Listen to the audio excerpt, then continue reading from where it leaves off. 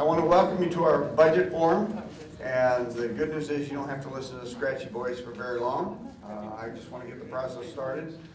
Also, welcome to those of you who are watching us live or who will be watching us at a later time on the web. We appreciate you taking the time to hear more about where we are as our institutional budget gets put together, and to understand what we're thinking right now as we're moving forward. So I'm going to sort of set the stage for a couple minutes, and we'll ask Daryl to walk you through the assumptions that we're making and that we'll be taking to the Board of Trustees. A couple of anecdotes about this year's budget that maybe are a little different than others. First, for those of you who've been around for a while, you might notice the guy that's putting the budget together looks a little different than he did last year. That's because he is different, and so he looks the same. He says, but we're not sure. The point I'm making is, as Rick Turley retired, Daryl stepped in the budget process, got a fresh set of eyes to look at it. Daryl's first trying to learn our system and how we put things together, but second of all, asking a lot of good questions about why we do things a certain way and implementing what changes he can in the process and running down ideas for future adjustments. So the process has gotten a fresh set of eyes, and that's always reinvigorating. The other thing, this is a year that maybe didn't start off the way most of our years have started off, namely that typically when I've come to you at the beginning of the legislative session, I tell you about all the terrible things that have happened to us in the legislature or what somebody's proposing, and we've really not had those kind of struggles this year. Generally, higher education and especially community colleges have been pretty well treated this year, and it doesn't mean they're going to be throwing a ton of money at our feet, but it does mean that we're not fighting for our lives at the legislature, and that makes a difference. You won't see it right now as much in these numbers, but it's been a different legislative year, and it's made the process a little bit easier overall. So what we've asked Daryl to do, as we always do, is go through some of the things that you'll see in this budget, talk about what was and what we think will be. I'm sure Daryl will make this point, but I can't stress enough that this is still a very fluid process. A lot of what we're talking about now is still subject to change simply because some of the decisions are beyond our control. So with that, I'm going to ask Daryl to come up and run you through that, and then of course we'll have some time for questions when we're done. So with that, Daryl Gabauer. You said boo. That was Richard, right? Good afternoon. Thanks, Ray. As Ray said, I'm new to the campus. Not quite celebrated my 4-month anniversary. So as such, all questions will be referred to Richard Harden. Now we'll tag team this as best we can. And again, as Ray said, I'm still kind of learning the budget process, trying to ask a lot of questions, and I do. I think because of that, we may be slightly behind in the process.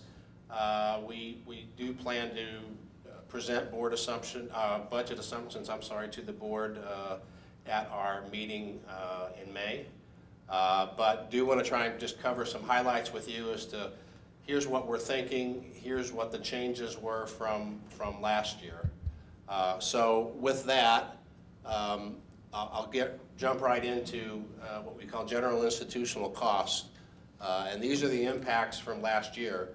So the column shows better or worse, worse being a higher cost, that's in parentheses. So the trustee election, basically we had a contested board election this year, and that cost us $75,000. There is no election next year, it's an off year. So as such, that'll be a savings for us. Of course, it'll only be a temporary savings because then the following year, if we have another election, we'll have to spend more money. But for our budget for next year, we will save $75,000. The institutional contingency fund reduction, there is a contingency fund that's there to fund new initiatives. It's been running at right around $265,000, and we felt that we could reduce that reserve, pull that money back, about $50,000 of it, still leave us money to fund new initiatives, but use that $50,000 as a funding source as we go forward with next year. Advanced residential carpentry budget transfer to the plant fund. What does that mean? Well, basically, every year we build a house. The ATS students assist us. We have to buy materials for that house. This coming year, they aren't going to be working on the house, but instead they're going to be working on the vet tech project. And so this will provide part of the funding for that project. So essentially, this isn't really a true cost savings. It's just a transfer of money from the general fund to our plant fund, because that vet tech building will remain the college's asset. Obviously, we aren't going to sell that like we would a house. So that's really coming out of the general fund. And then utility budget, we're really just kind of looking ahead.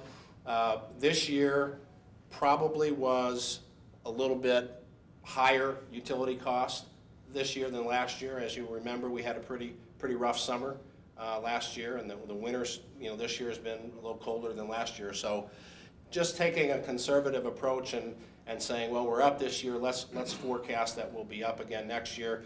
Obviously not anything that we can control, but we want to err on the side of caution if we can. So adding all that together, we see a net change, favorable change of $215,000 in these institutional costs year over year, next year versus this year.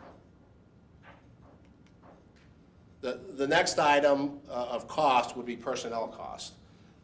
Medical and dental insurance premiums increase is really pretty much a guess at this point. It could be impacted by the Affordable Health Care Act, but we feel that there is possibly something there, so we wanted to project some additional cost. The salary and benefits increase, and that's basically for filling open positions. It's also where we have included the new allied healthcare positions. So those for next year, there'll be no funding for that, so we'll have to fund that ourselves. So that's included in that number as well. What it doesn't include is we're not at this point. We're not doing any kind of position reclassifications, and we're not doing staff promotions. We want to wait and kind of hold off on that and see how we go with the budget as we kind of go down the road a little bit. But that's obviously a big impact in our costs for next year. I have the salary increase. Salary increase. Okay. So one of the things that you don't see up here is a salary increase. What we're looking at right now, what we're trying to do is we're trying to get a salary increase that is not tied to an enrollment change. And as we get into the revenues, you'll see what we're projecting for enrollment. If we do that, we feel that change or that increase will be no more than 2%. That 2% will amount to about $300,000. So we want to go forward with that. We feel like the board will support that.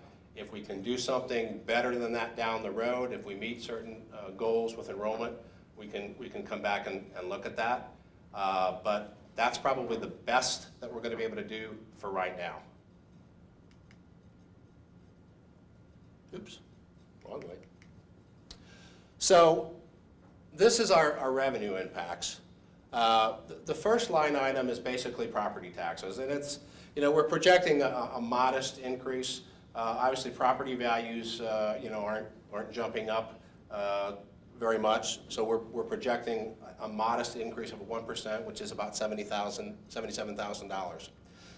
State aid, as Ray mentioned, our initial projections on this were pretty much flat. We do feel that there could be some money there. We've projected a very conservative 2% increase, it's $135,000. Could be more, might be less. We'll find out within the course of the next couple weeks as the legislature finishes their session. And here's the big one, enrollment. Originally, we had thought about potentially a 5% enrollment decrease, and as we've started looking at the numbers as they're trending now, we really weren't comfortable with that. And so what we did is we basically bumped that back up to 8%, which is the same percentage decrease that we had estimated last year, and actually we were pretty close to what we had estimated. And you know, as the numbers, if you look at the numbers over the last few days, they've actually, you know, gotten a little bit better. So hopefully as time goes on, as we get closer to the start of the session, we'll see those more people enrolling, and you know, people that are going to wait till the last minute as they would naturally do, and hopefully that number will come back down. But right now we're gonna stay with an 8% decrease. The tuition increase, basically the board approved a $3 per hour increase. They'd actually approved $7 a couple years ago, and we upped it $2 last year, and then this year I should say, and we're going another $3 for next year. So there's still $5 of the $7 that they had previously approved is what we'll be projecting. So that'll take us to $95, which is, you know, getting pretty close to $100, and that's a number that, you know, kind of is a scary number that people want to stay away from. But that's where we are for now. The ATS tuition, we also approved a $100 increase in that. So based on the number of students that we're anticipating, that's $38,000.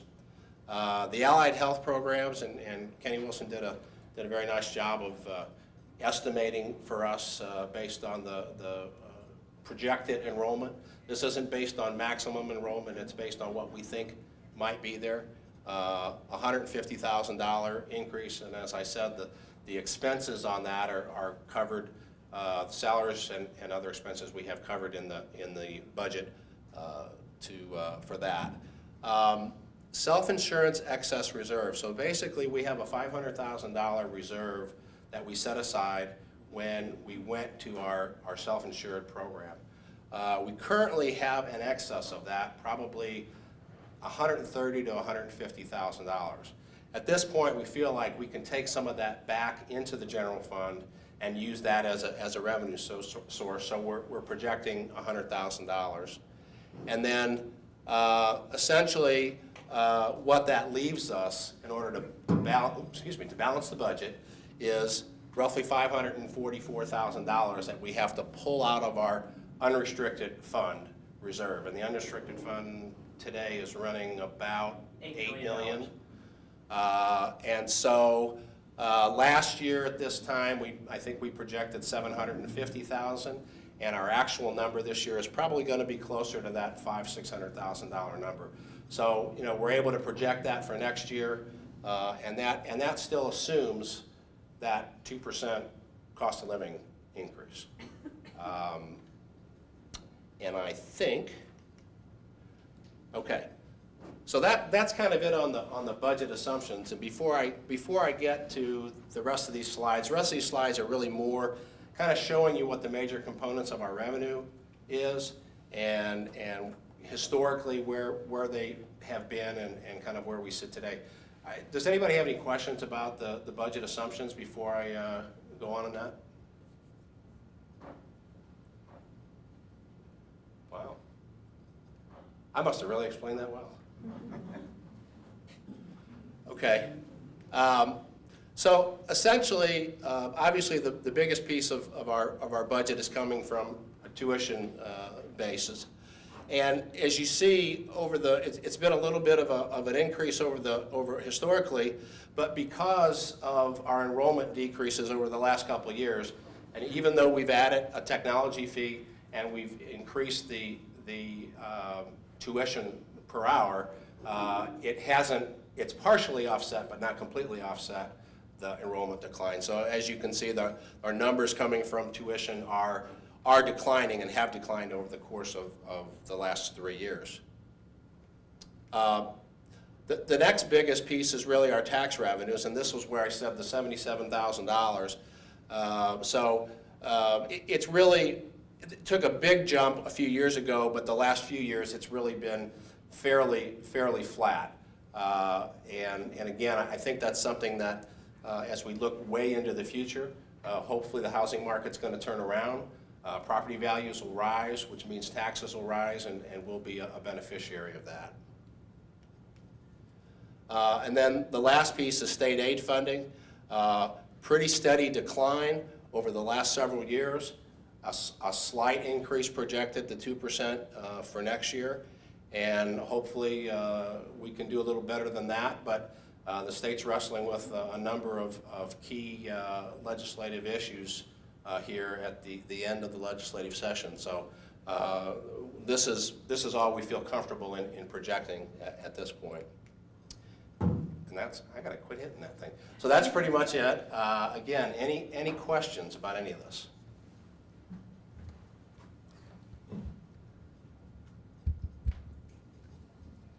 Okay. Ray, anything you want to add? No, I think you covered it pretty well. Richard, anything you want to throw in? I think we're where we need to be, and this has been planned for several years, so I think we're sitting where the plan was right now. I'm not concerned at all right at this point. That's good. Nobody can hear me. Otherwise. One of the things that Daryl did inherit was the rolling 3-year plan, and that's what Richard is referring to. And you may recall at other budget forums, and we'll present this to the board down the road, is where we think we'll be in 3 years. And we predicted that this current year and this next year were 2 of the toughest years financially the college would have. That's why we built the reserves up, so we could pull some of that money back into our operating budget without a loss of service. So really, we're falling right where we wanted to be, right where we thought we would be, actually taking a few dollars less, which is always positive. And that's why we're optimistic that if the state begins to pump some more money our way, or if we see our enrollment take either a smaller decline or an increase, depending on how you look at it, we'll see some of these numbers pop up. I think what you're looking at is the best of a worst case scenario. In other words, we've tried to take the numbers about as bad as we think they can be, so that if we're surprised, we hope it'll be a positive thing, and we'll make our cash flow and our ability to do some of our other want-to-do lists possible. So the other thing I will mention is that our process, we're just a little bit behind, so we'll be taking these to the board excuse me, for first reading in this month. And then we will ask for approval in June for the budget, so that we will be ready to operate June 1st. So that's kind of our goal. So, any questions?